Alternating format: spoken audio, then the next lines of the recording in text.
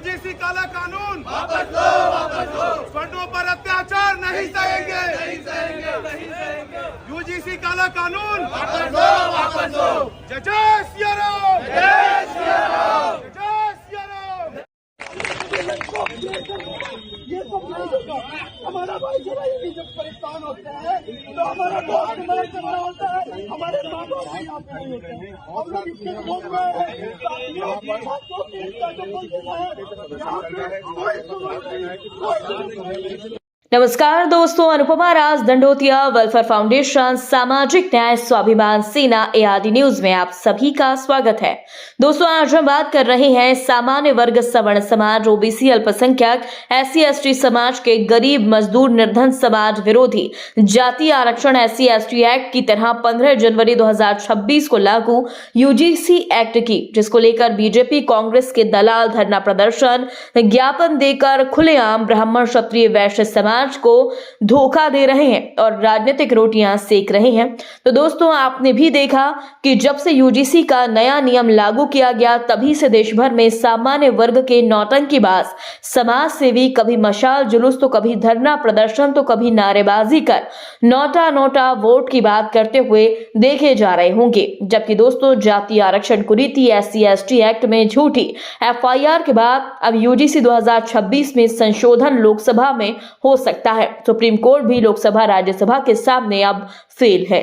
तो दोस्तों, आपने सही सुना। आपको याद होगा, एससी एसटी एक्ट में झूठे फर्जी मामलों की पुष्टि के बाद सुप्रीम कोर्ट ने जांच के बाद एफआईआर की बात कही और केंद्र को आदेशित किया। क्या हुआ? देश भर में विरोध हुआ और एससी एसटी के दबाव में सरकार ने सुप्रीम कोर्ट के फैसले आदेश को लोकसभा राज्यसभा में विधेयक लाकर बदल दिया। यही अब यूजीसी के साथ भी होगा। दोस्तों, इस बात को ध्यान में रखकर राज दंडोतिया परिवार के द्वारा गठित समाज सेवी संस्था Anupama Raj Dandotiya welfare foundation ARD news के द्वारा सामान्य ओबीसी, अल्पसंख्यक समाज की मां, बहन, बेटी, देवी देवताओं, धर्म ग्रंथों को जलील अपमानित करने वालों के खिलाफ एससी एसटी एक्ट 1989-90 की ही तरह उससे भी कठोर 12 साल की सजा, पीड़ित को 10 लाख रुपए मुआवजा, गैर जमानती अपराध में एफआईआर दर्ज करने के लिए 2017 से कठोर कानून बनाने की मांग की जा रही है, जो अब तक जरूरी हो गई है। जी हां दोस्तों, क्योंकि विश्वविद्यालय अनुदान आयोग यूजीसी ने 15 जनवरी 2026 से देश भर के विश्वविद्यालय और कॉलेजेस में equity in higher education regulations 2026 नियम को लागू किया।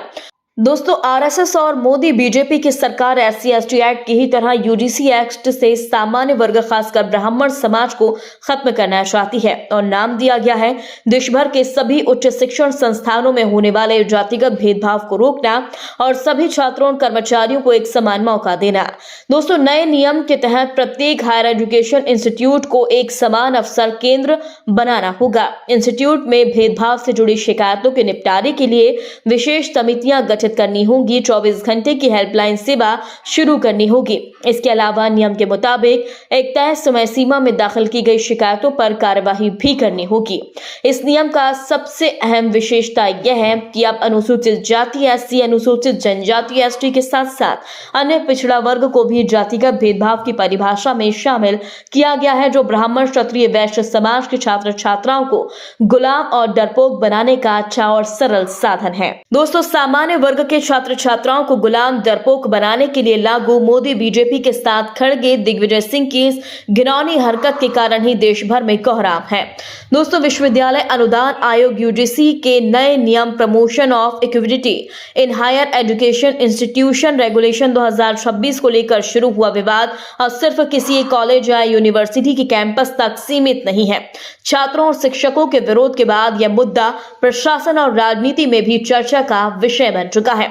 इसी मामले पर उत्तर प्रदेश के वाराणसी के बनारस हिंदू विश्वविद्यालय में छात्रों ने बातचीत में विरोध जाहिर किया। जी हां दोस्तों, कहीं सिटी मजिस्ट्रेट तो कहीं एसपी और विधायक इस्तीफा दे रहे हैं। वहीं अब राज दंडोतिया परिवार की पहल, बहुत हुई अशांति, अब सड़क से संसद तक वोट सपोर्ट से होगी क्रांति अपील का असर दिखने लगा है। दोस्तों, देश भर में BJP, Congress, Bhim army, BSP जैसी यूजीसी समर्थक पार्टियों के बहिष्कार की मांग की जा रही है। तो दोस्तों, आपने देखा अनुपमा राज दंडोतिया वेलफेयर फाउंडेशन की अपील का असर देश भर में नजर आ रहा है। जगह जगह से वीडियो और फुटेजेस आने लगे हैं और लोग अब विरोध प्रदर्शन की जगह बीजेपी, कांग्रेस, बीएसपी, आप और भीम आर्मी के पार्षद, सांसद, विधायक प्रत्याशियों की जमानत जब्त करवाने की मांग कर रही हैं और अपने जनप्रतिनिधि को खुद चुनने की बात कर रही हैं। दोस्तों, इस पूरी खबर पर आप भी अपनी राय जरूर दें। यदि आपने अभी तक हमारे चैनल को सब्सक्राइब नहीं किया तो प्लीज बेल आइकन दबाकर अभी हमारे चैनल को सब्सक्राइब करें। अगली ताजा अपडेट के साथ हम आपके बीच एक बार फिर हाजिर होंगी। तब तक के लिए नमस्कार, जय हिंद।